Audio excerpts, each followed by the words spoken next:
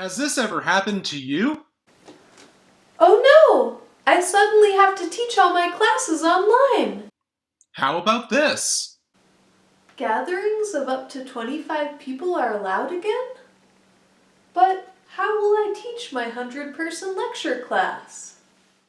Of course it has, because we're in the middle of a global pandemic. Amidst all of these challenges, you might be thinking in-person learning is over. Well, I did manage to somehow teach this lab class fully remotely. Should I really ever step into a classroom again? Could online classes be coming to replace in-person ones?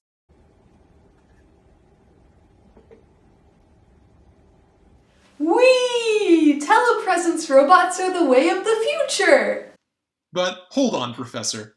Do we really know what impact remote or telepresence-mediated education has on the learning experience in university engineering classrooms? We didn't, so we wrote this paper. Wow, that sounds interesting, and definitely worth reading amongst the 1,599 other papers in the International Conference on Robotics and Automation Proceedings. It definitely is! We studied the learning experiences of 18 students who attended engineering classes using 3 different methods: in person, via existing distance learning methods, and using a telepresence robot. Participants used each attendance method for 2 weeks in an order counterbalanced across the study. So, what's the verdict, Doc? Thanks for asking, disembodied voice.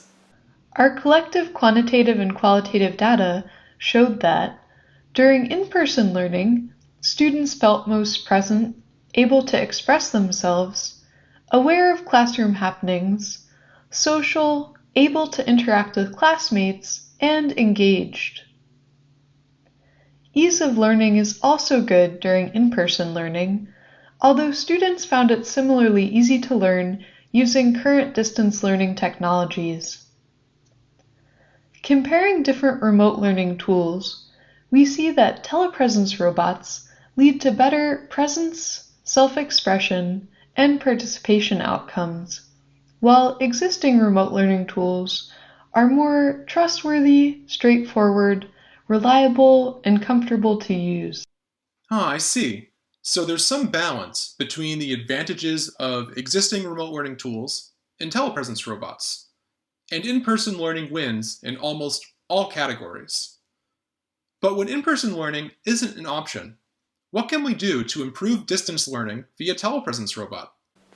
Here are some key tips to help your telepresence robot-mediated interaction make the cut.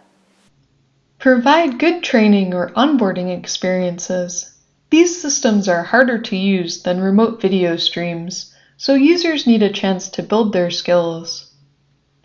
Make sure your system is reliable. It doesn't matter if you have fancy new features like extra degrees of freedom or signaling modalities if your robot is unreliable. Speaking volume self-awareness is key. Camera quality and field of view are likewise essential. And new and relatively simple features to backchannel between teachers and remote students could enhance the remote learning experience for both parties. Wow, what an action-packed paper! In fact, it's so interesting, I'm going to go check out the other cool research happening at the Oregon State University Share Lab. Great idea! You might enjoy our other research on telepresence robots, our recent work on health-related robot interventions, or even our robot comedy. Thanks to my co-authors Nisha Raghunath and Chris Sanchez from Oregon State, Leila Takayama from UC Santa Cruz, and Elizabeth Cha and Maya Matarch from University of Southern California for their contributions to this work. This work was supported by the U.S. National Science Foundation.